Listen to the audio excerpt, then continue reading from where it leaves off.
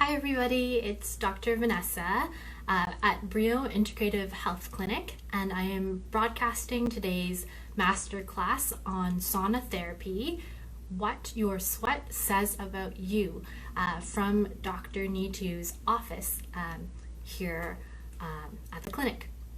So before I start off, I just want to define sauna therapy a little bit. And so infrared sauna is what I want to focus on.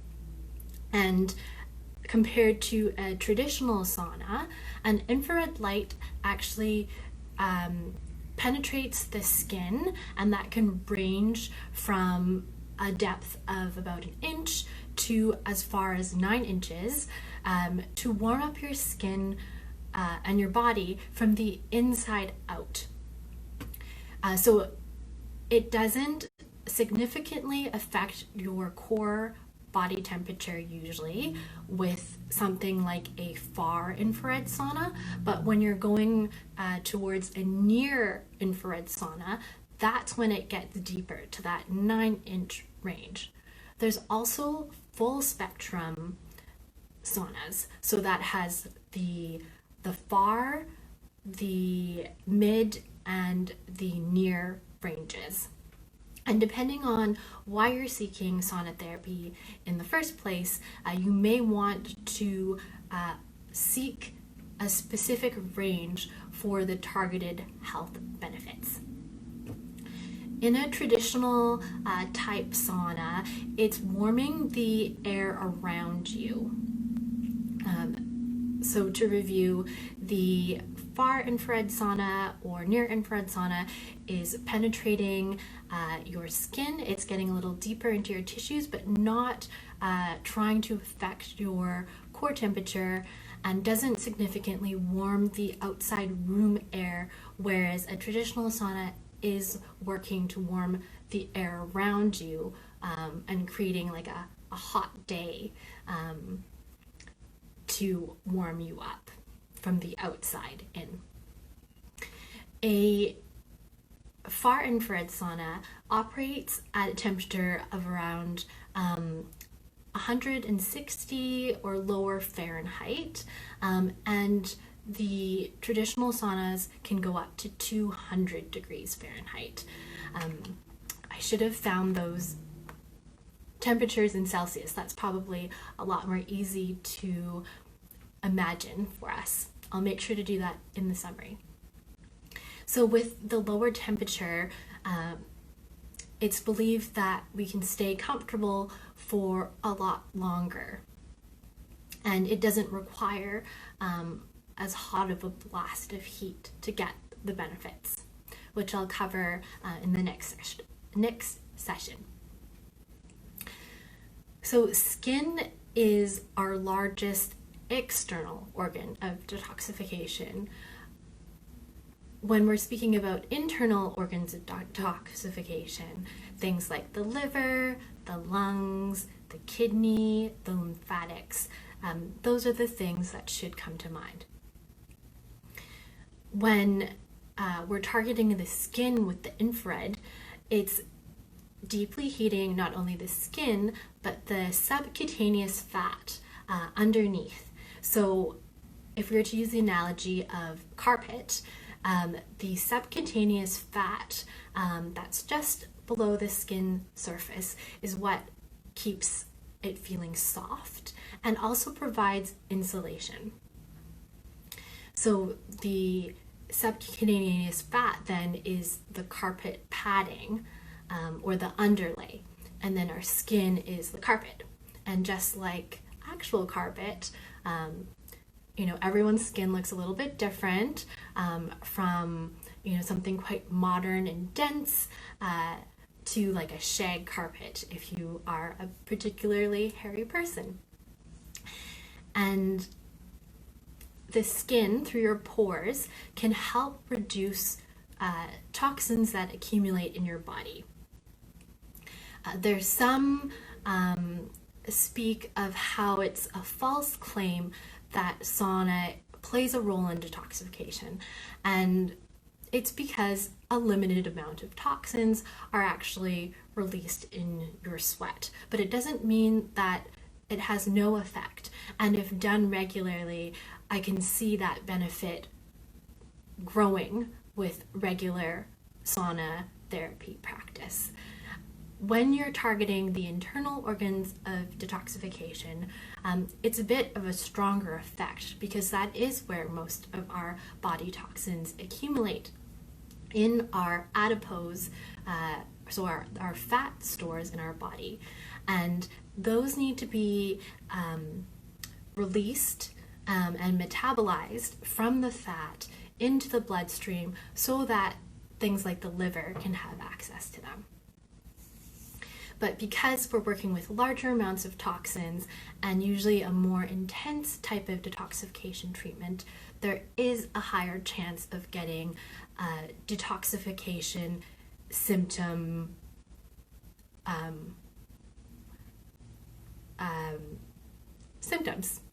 That's the word. And this can be things like feeling like you're coming down with a cold or flu, headaches, joint pain, a whole number of things.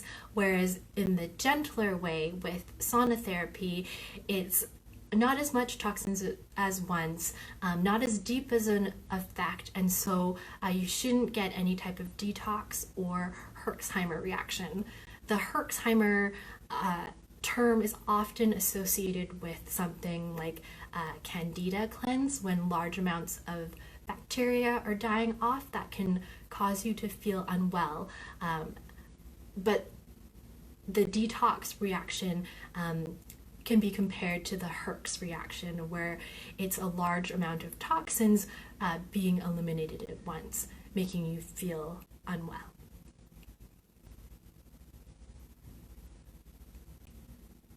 So there's a lot of different things going around about the benefits of sauna.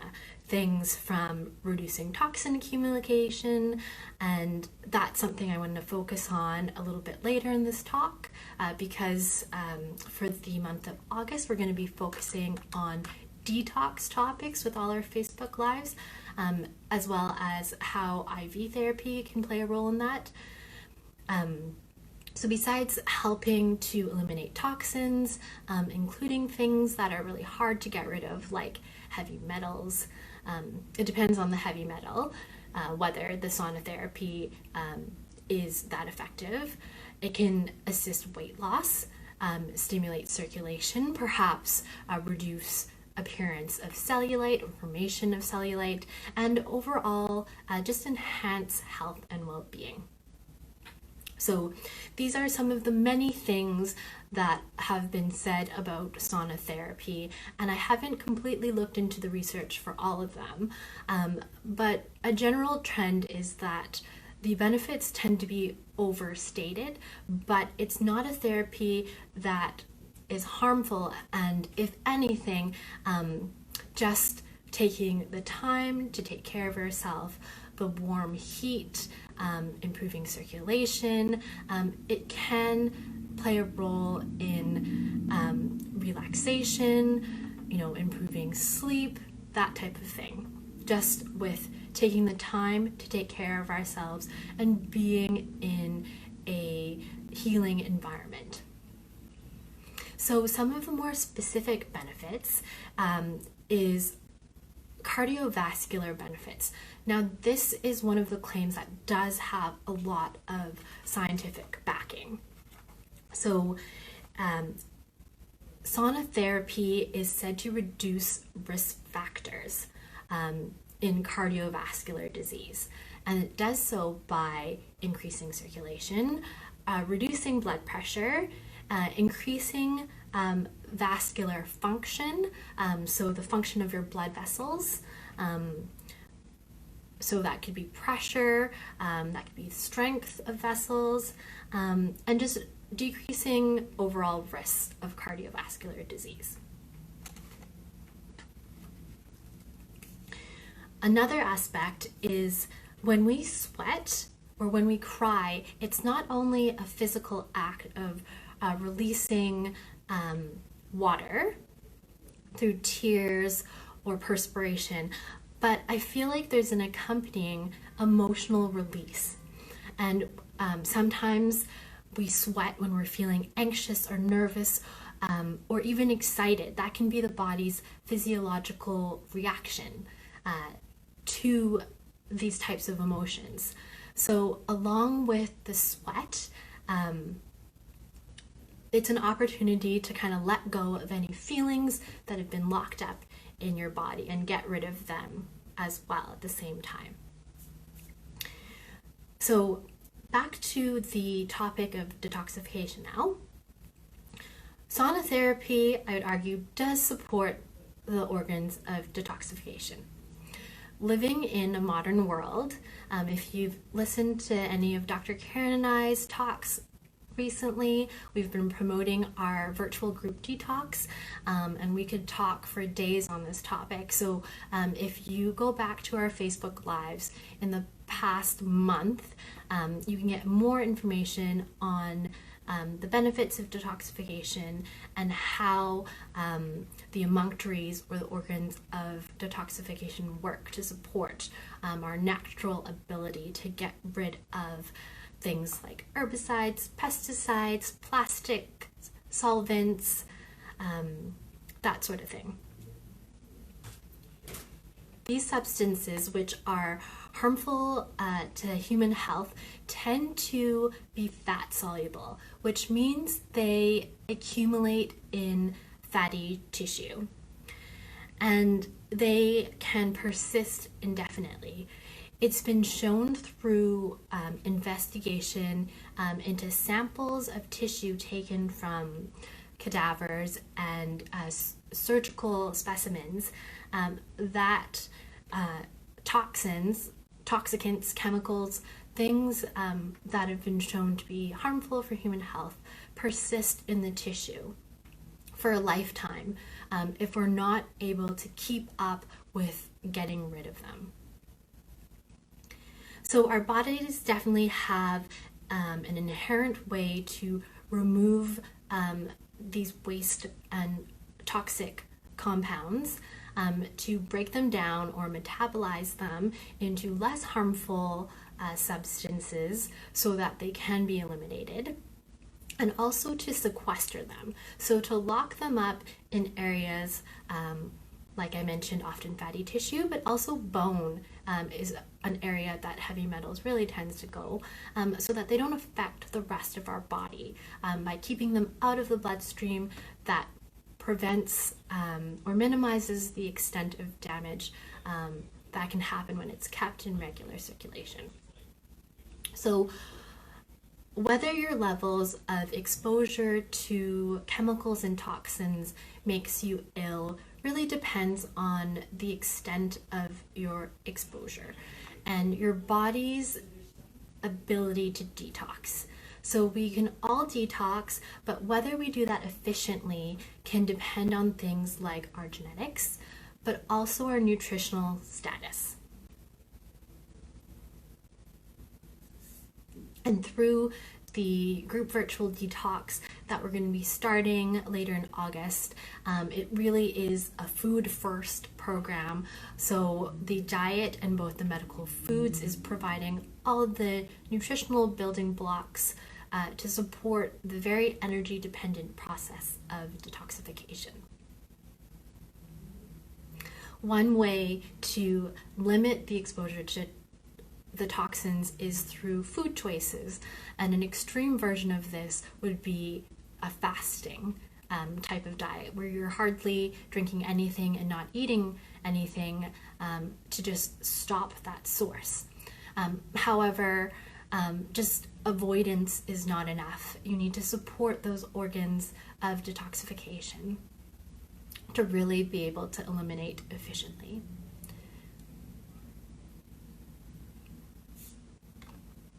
If any of you that are joining have questions, feel free to pop them into the comment box and I'll answer them as I see them. Thanks for joining me today. I'm really excited to have you. So going back to chronic exposure to toxins and their effect on our health, it's been linked, chronic exposure that our bodies can't manage have been linked to things like autoimmune disease, certain cancers, Alzheimer's, Parkinson's, etc. And there's a whole field of medicine, environmental medicine that is, called depuration, DEPURATION, and that denotes the cleansing of toxic substances that are contributing to ill health. There's a man named Walter Crinian, and he's a well-known naturopathic doctor, functional medicine practitioner, and he has a very specific protocol, and it mimics some of the stuff that old school naturopathic doctors would do for their patients, not really relying too much on supplements, but just really supporting the body's health through exercise and diet and different heat, light, sweat type of therapies using the elements. So in his kind of detoxification protocol, it was 15 minutes of exercise 5 times a week. So 15 minutes is not a lot, but the goal was to do that regularly for most days of the week for about a month or 3 to 6 weeks. And the purpose of this was to promote a process called lipolysis. Lipolysis is like the breakdown of fat. Because a lot of the toxins and chemicals, xenobiotics, those are things that are like foreign to our body, are locked up in fatty tissue. So by breaking it down, that helps it get released into the bloodstream. And of course, exercise will cause us to sweat. So after the 15 minutes of exercise, he would advise his patients to do about 3 hours of sauna therapy, but he would use a really low heat, something in the range of 120 to 130 Fahrenheit. So I mentioned earlier, for those of us who are joining us now, that a far infrared sauna operates at a range of about 160 to 170. So this is low heat, 120 to 130 for 3 hours. And of course, there would be short breaks for rest and to rehydrate, especially with electrolytes, as you can lose a lot of the good salts in your body that help with hydration and fluid balance. And then he would follow up after the exercise and the sauna therapy with things like constitutional hydrotherapy, which is using extremely hot and cold water alternating to stimulate the vitality of the body, but it also happens to stimulate the secretion of bile from the liver. So that's its role in detoxification. And then finally, he would have these patients go through colon hydrotherapy or colonic irrigation. And that's to get rid of the bile filled with the toxins that were stimulated to be released with the hydrotherapy, and then of course the lipolysis and sweating through the exercise and sauna therapy that preceded it. And getting rid of those toxins for good, so whether through urine or stool, is important. You don't want to release them only to have them reabsorbed because they're not able to reach the final organs of elimination.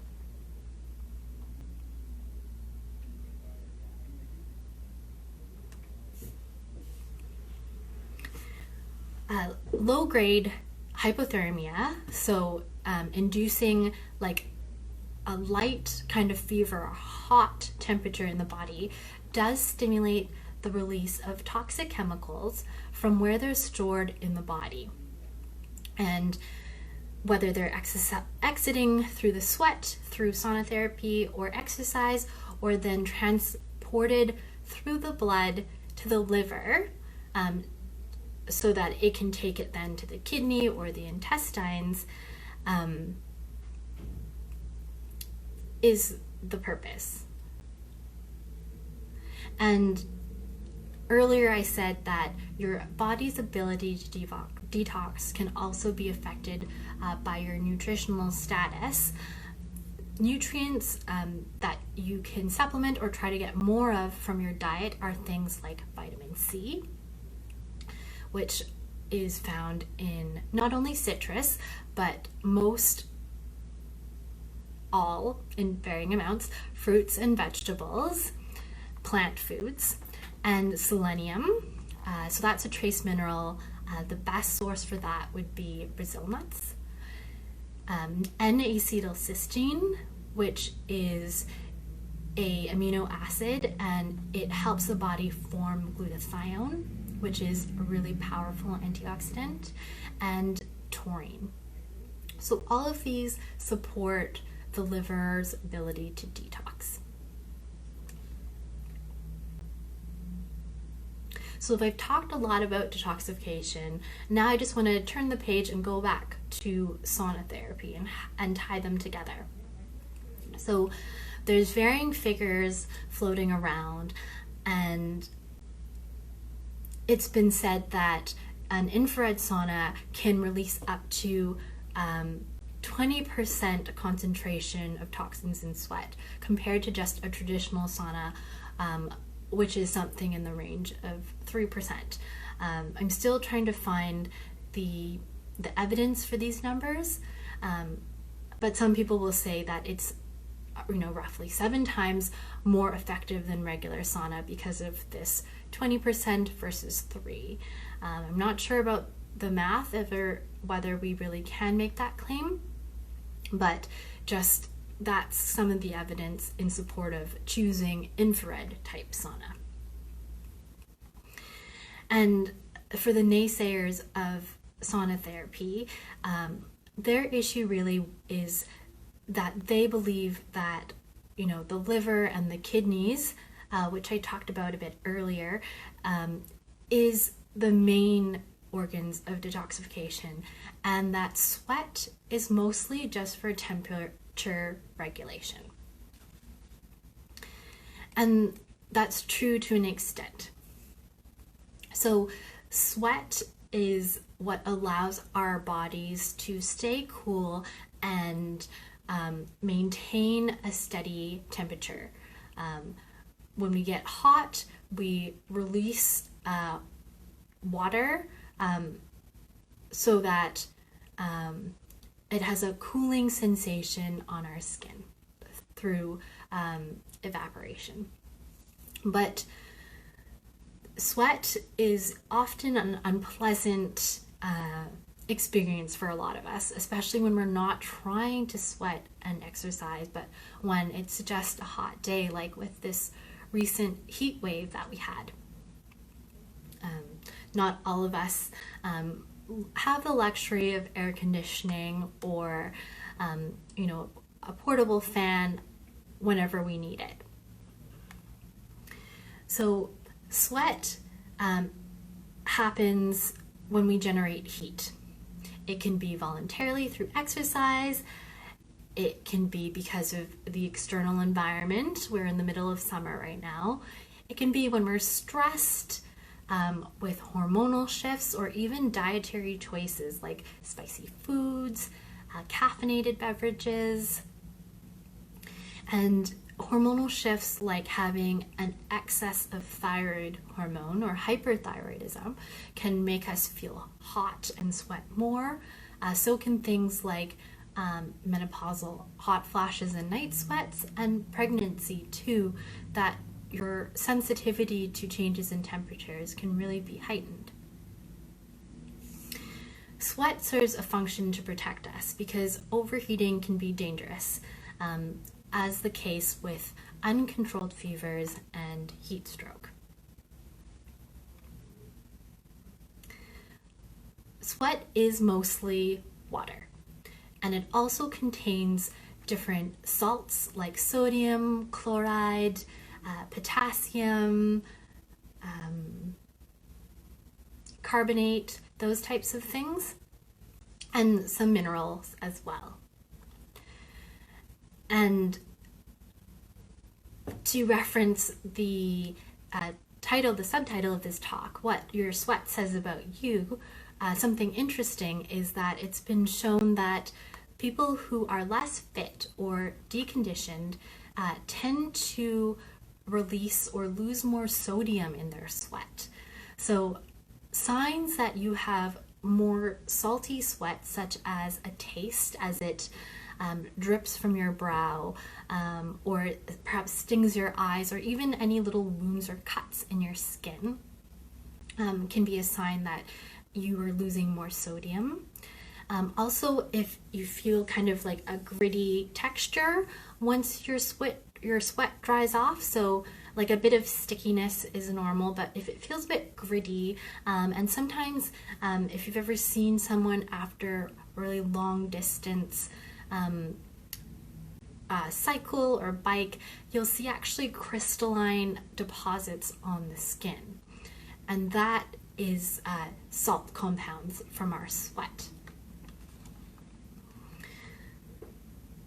Another measure of sweat, besides what it's made of, its composition, is the volume of sweat. And so the bigger a person is, the more energy it takes to support all your daily activities. And so the more power or heat you need to generate to run all those functions. With larger body mass, there tends to be larger surface area or more skin to cover too. So of course you need more sweat to cool you down. Kids are a bit of an exception in this case. They tend to sweat less to older children and adults with a higher temperature, and it takes longer for them to sweat too, which is why it's important to really keep young kids in shade and hydrated in hot conditions, because their bodies aren't as efficient at their own regulation and sweat production, which comes with age. And speaking of age, aging or elderly people also lose heat tolerance. They're also another vulnerable population when it comes to temperature regulation, as sweat glands change. Sweat glands are embedded in the skin, and we are all familiar with the skin changes as we age. It tends to become drier, thinner, less smooth. So each injury to the skin counts more, or it's harder to recover from, as our skin and barrier function becomes weaker as we age. Sweat glands, especially in areas where they're really concentrated, like under our armpits, actually do in fact shrink and become less sensitive with the aging process, which translates to less sweat being produced. I have a few more factors for the amount of sweat that gets produced by each person. So another thing is body composition. Muscle, as you may have heard, weighs more than fat, but it also produces more heat. It takes more heat to maintain that muscle mass. Fatty tissue is less metabolically active. And then health status. So certain conditions and life stages will result in more or less sweat. We already talked about age and hormones, but even things like having a cold or flu and any mood disorders like anxiety and depression can affect how much someone is sweating. Fitness, your fitness level. Of course, being fit requires exercise, so naturally you would sweat more days than not than someone who is less fit. But given a head-to-head comparison performing the same activity, the person who is less fit would naturally sweat more because it takes more effort or energy for them to complete that same task. And then just repeating again, that diet, so warming foods, spicy chilies, even things like ginger and black pepper that are known to increase circulation. And this can be beneficial for absorbing nutrients and herbal compounds, but can just raise the overall body temperature, can affect how much you sweat. Having coffee sweats, and of course drinking hot beverages will also warm you.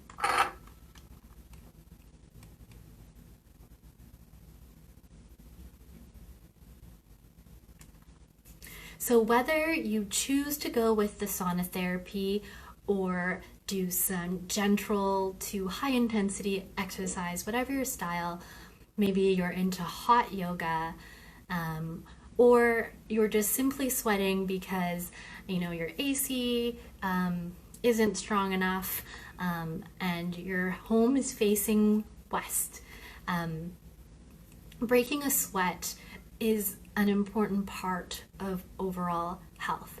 And when you're exercising to get the full cardiovascular benefits and the gentle detox, it is important to challenge yourself enough to break a gentle sweat. Things that stop us from sweating are basic, personal care products that can block the pores. So look for something that says non-comedogenic. A comedome is a black head or a white head, depending if it's open or closed. And deodorant. So specifically antiperspirant, actually.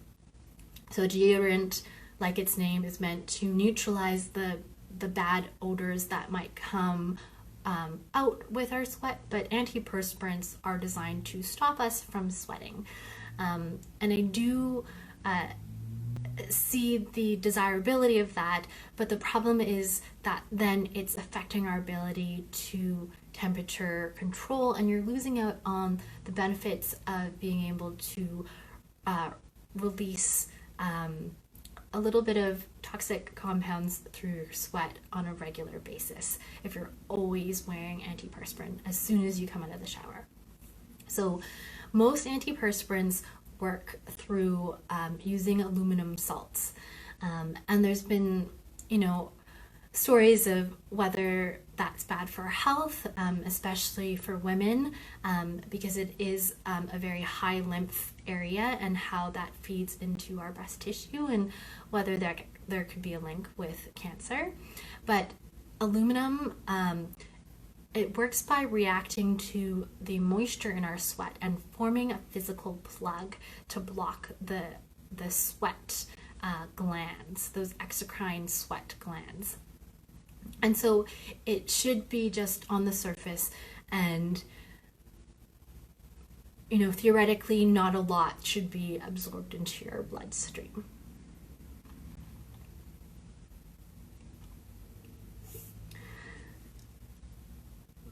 The sweat function I've mentioned a few times, the temperature regulation, the gentle detoxification, and earlier on the emotional release. Just to really emphasize that too, so that we're not suppressing, a natural part of our body. It's an opportunity to let go and purge what you don't need to make room for what you want to flow in. So not only is sweat, a little wet and unpleasant, inconvenient, it can also be malodorous. And, everyone has a unique scent to them. And, we all know what our moms smell like, or have fond memories of, a favorite family food, cooking in the oven or on the stove. And we also will maybe recognize the pheromones of, people that, we've had strong personal relationships with. But then we'll also know bad smells well. And it's the worst thing to be able to smell your own bad smell, right? So things like your diet shouldn't be overlooked. I've seen people that, have some lactose or fructose, so those are milk and fruit sugars, respectively, have kind of offensive, sweaty odors because as the bacteria are really challenged to metabolize those types of foods, they release different compounds, and that's what we're smelling when our bodies don't have the enzymes to efficiently break it down. For a more targeted supplement for sweat, something like zinc could be tried. I don't know if I've ever seen it in a deodorant, but zinc is another antioxidant. It also is good for immune health. It tends to be something that quite a few people are deficient in, and having adequate zinc can reduce the amount that you sweat. And whenever you're supplementing with zinc long term, it's important to consider supplementing with like a 10% amount of copper too. So relative to zinc. So if you're going to take like 10 milligrams of zinc, maybe take 1 milligram of copper, just to make sure that you don't end up with a zinc-induced copper deficiency.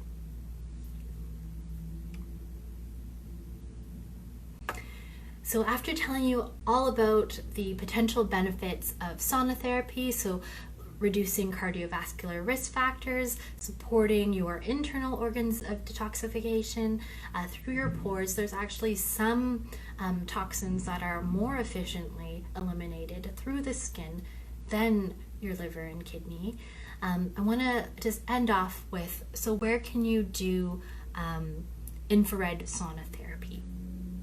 Right now, during the coronavirus pandemic, sharing, small enclosed spaces isn't permitted. But there are a number of private infrared sauna experiences being offered around the city. And I always tell patients that if you start searching on like coupon sites, often you can find a pretty good deal if you get a package of 10.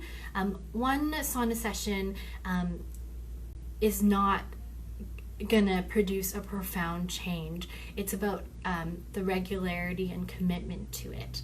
So if you're really gonna want to see a lot of return from sauna therapy, then something in the range of like 100 hours per year as a treatment could be used. And it doesn't mean that you'd need to do 100 hours every year, because it's about kind of getting those deep-seated type of toxins that have never been addressed because your body is simply too overwhelmed by the constant influx to kind of bring down the baseline level of toxicity so that as things reaccumulate, that you have, working space for your body to eliminate them within the natural processes that you already possess. So I'll just talk briefly about my experience with personal infrared saunas. So usually it's a private room, and they can fit up to 3 people. Usually you can invite a friend or 2 if you're not too claustrophobic to do the sauna with you. But I feel like it's a nice opportunity for downtime, especially if you don't get an opportunity to spend time with yourself very often. And then also sweating in bare skin or with a towel wrapped around you is way more optimal than wearing a bathing suit. So when you're using a shared sauna, society expects us to be covered as much as we can for modesty. But it's better just to have as much surface area exposed as possible. And you never want to sit in a sauna with bare skin. Although they can clean it as best as possible, it can get absorbed into, say, the wood material. And so you want to have a liner, so like a towel would be perfect, to absorb and draw the sweat away from your skin, so that you're also not sitting in the sweat, so that it gets reabsorbed. And then there's often an LED light, which has a controller where you can control the hue, and that's kind of fun. It's said that the different hues may also have different health benefits. I haven't really looked too far into that, but it's just a nice personalizable experience where you can control the color of your private sauna, and also often there'll be an auxiliary port where you can bring your own music. I've seen ones where they provide a radio tuner or even USB sticks preloaded with different music playlists. And so places around the city, I've tried to give a good sampling of the different areas in the Lower Mainland where you can do sauna therapy in the way that is a traditional sauna but not an infrared, but then you get the added benefits of the cooling water contrast, and usually a place to rest are things like Art of Sauna, which is on the New West Burnaby border, JJ Family Spa in Coquitlam, the Scandinave Spa in Whistler, and if you're able to travel or in the future, traditional hydrotherapy centers in Europe. So in places like Baden-Baden in Germany, which is actually translates to, I think, Baden, in Friedrichsbad, or the Caracalla the thermal spa there, will give you a taste of traditional water therapy centers that all support detoxification. So we started off with talking about infrared sauna and how that's dry heat that penetrates your skin from a range of 1/2 inch to 9 inches, depending on whether it's far to near range. We talked about why sweating is good for you, and that is cardiovascular health benefits and also support for detoxification. And there's some information about, what's in your sweat, why some people sweat more than others, perhaps why bad smells come to exist, consideration of body care products and how that affects your ability to sweat and eliminate. And now I guess I'm introducing a little bit of a new topic at the end, but I mentioned some types of sauna experiences around the city, around the world, where you can check out different types of ways to sweat in sauna. And if you are a go-getter and you want to try to aim for that 100 hours of sauna therapy a year, then you actually might consider investing in your own portable home sauna, because it can add up if you're going to be going really regularly. So different companies, and I have no affiliation with them, these are often the types of saunas that health centers will purchase for their patients are so Saunaray is one source, and they do these nice looking wooden saunas, and they're non-toxic and made actually in Ontario. And then there's also a company that's called Relax Saunas of Momentum, and they do a fabric sauna, and so those are nice for smaller spaces where you can collapse them and it doesn't always have to be up and out. And both those saunas will use a ceramic heater. Another type of heating element is a carbon filter heating system. If you're going to invest, try to find a ceramic heater. And also the near infrared range tends to emit lower electromagnetic field or frequency. Sauna therapy can be good for those with electromagnetic sensitivity, but you don't want to have the treatment be a source of those EMFs. So some types of infrared saunas tend to be high emitters of EMFs. And for more information on electromagnetic frequency or fields, I'd encourage you to tune in for the next Facebook Live session with me on Wednesday, August 12th, to find out more about that topic if it interests you. And just as we round out the end of our 45-minute session masterclass, I'll leave you with a couple tips on sauna therapy. No matter what kind of sauna you're doing, it's best to go on an empty, not on an empty or full stomach. So have a little snack, within the hour of going. And it's really important to shower as soon as possible after your sweat session.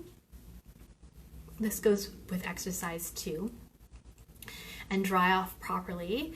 And if you can, hold off on chugging a lot of liquid. I know it gets hot inside, but if you can just have little sips as needed, and wait till afterwards to compensate for the fluids. That's a bit better, just to allow your body to focus on the sweating and not, digesting your food and having like a full belly of water to deal with at the same time. You do want to replenish those lost salts and minerals that we do lose through our sweat, along with water and some toxins. So having an electrolyte sports drink, you can make your own with some lemon juice, water, a little bit of sweetener if you want, honey, stevia. You can use some green tea, and just diluted juice. That would work fine. And if people have cold feet, you can always put your feet in a hot water bath too, to encourage more of an effect, to help stimulate circulation, the full height of your body.